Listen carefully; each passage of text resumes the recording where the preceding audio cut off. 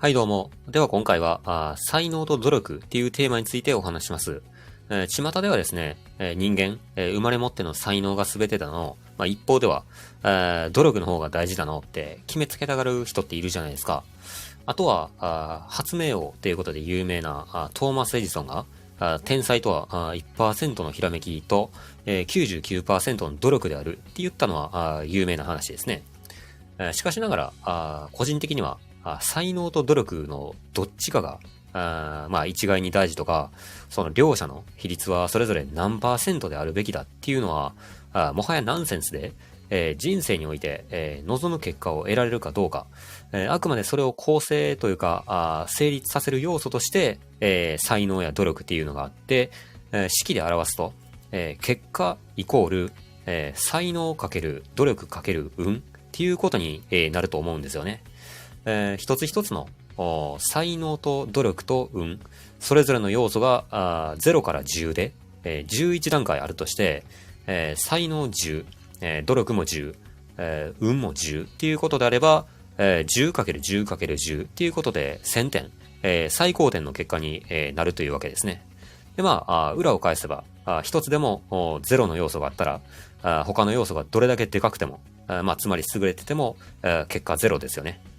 例えばプロ野球選手なんかを例に出してみますか。一人の選手がいるとして、その人は、凡人なんかとは比にならないほど才能がある。なおかつ努力も怠らない。なんなら努力を努力とすら思わない。言うなら、才能10、努力10のような、このような例であったとしても、運の要素が致命的に、かけて、0とか、極端に低かったとしましょうか。運ゼロってもはやそれ、そもそもこの世に、生まれてないんじゃないのっていうレベルかもしれないですけど、例えば、今後の人生を、左右するぐらいの重要な試合が今からあるとして、で、その試合に、車で向かう途中で、とんでもない交通事故に巻き込まれて、被害に遭うとか、あとは、選手生命を絶たれるような怪我や、予測不能なイレギュラーの事態に、巻き込まれでもしたら、もはや、結果も減ったくれもないっていうわけですよね。ということで、さっき挙げた結果イコール、才能かける、努力かける運っていう考え方は割と的を射てるんじゃないのかっていうのが個人的に、思うところですね。で、それぞれの、要素の数字がいくつっていうのは個人それぞれによって、もちろん異なりますけど、単純に、一つの要素だけで誰かと比較したとき、劣っていたとしても、他の要素で、補うことは一応可能なんではないかっていうことですね。才能も努力も運も全て負けてたら、これはもうどうしようもないでしょうけど。あと、付け加えるなら、自分以外の、誰かを参考にして、スキルの習得や、上達、なんかをしたいとき、才能と運の要素って、大して当てにならないというか、参考にならないんですよね。つまり再現性がないと。まず、才能の部分で言うと、自分と全く同じ、感性の人間なんて、他にまずいるわけないですし、運に関しては、そんなん人間にとって、コントロール、不能、予測不能な要素をどうにか思い通りにしようなんていうのはバカバカしいですし、じゃあ全力で祈ったところでそれって意味ありますか？結果が変わるんですかって話ですもんね。故に、他人を参考にするときっていうのは、努力の要素、具体的に言うと、努力の方法や考え方ぐらいしか当てにならないっていうのが現実なわけですね。で、一応、才能、努力、運、それぞれを辞書で調べてみると、まず才能。これは物事を巧みに、成し得る、生まれつきの能力。で、例文で言うと、音楽の才能に恵まれる、才能を伸ばす、豊かな才能がある。で、次に、努力、ある目的のために力を尽くして励むこと。例文で言うと、努力が実る、たゆまず努力する、努力家なんかですかね。で、次、運、人の身の上に、巡り来る、幸不幸を支配する、人間の意志を超越した働き、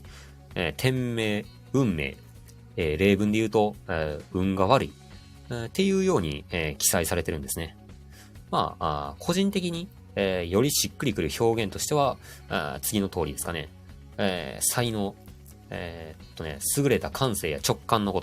と。本人が持ち合わせている能力で、なおかつ、他人と比べたときに、自分はそこまで苦痛を感じない。他人からは、干渉、妨害不能な要素ですかね。例えば、身体能力、ダッシュ力なんかを例に出してみますか。まともにやったら、50メートルを6秒ジャストで走れる人がいるとして、このダッシュ力を100とします。では、その人のダッシュ力を、ドンピシャなタイミングで、他人が意図的に、100ではなく、50とかに、望んだ通りに鈍らせるとか、まず無理ですよね。では次に、努力ですね。これは日々の積み重ねであったり、本人が自発的にアクションを起こしますかっていうことですかね。で、自分でコントロール可能な要素であると。で、なおかつ、他人から干渉、つまり、妨害されることも場合によっては起こり得ると。例えば、時間が許す限り、スキルアップなり、何かの練習を積み重ねるなり、それぞれの配分、何をするか、いつなど、要するに、5W1H ですね。自分自身で調整、コントロール可能で、もう本人次第ですよね。また、悪意を持って、他人の努力を意図的に邪魔、つまり妨害することも、可能っていうことで、これは例えるなら、第三者に、金でも渡して間接的に、狙った人間の努力を、妨害することができる、とか、ちょっと極端な例ですかね。では次、運。これは、本人には、コントロール、予測、ともに不能な要素。また、この運っていうのも他人から干渉、妨害されることも場合によっては起こり得る要素に該当しますね。っていうことで、才能、努力、運、それぞれ個人的に、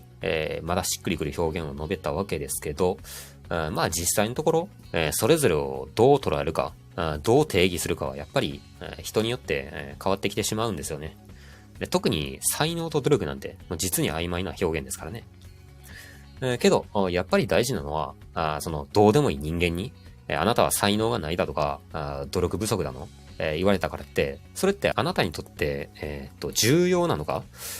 どうでもいい人間に言われたとして、それを気にしてるなら、そんなん時間の無駄じゃないのかっていうことですね。結局、才能だの努力だの、どう認識するかは、最終的にはあなた次第だし、結果を出して、初めてそれらに説得力が生まれるわけですもんね。自分の向き不向きを理解しておくことも大事でしょうけど、これから結果を出す必要がある、そうしたいっていう段階であれば、才能だの、努力だのっていうのを過剰に気にしすぎるっていうのは、お勧めはできないっていうか、ちょっと考えものですね。はい。ということで、今回、才能と努力っていうテーマについて、以上になります。はい。ご清聴ありがとうございました。また次回よろしくお願いいたします。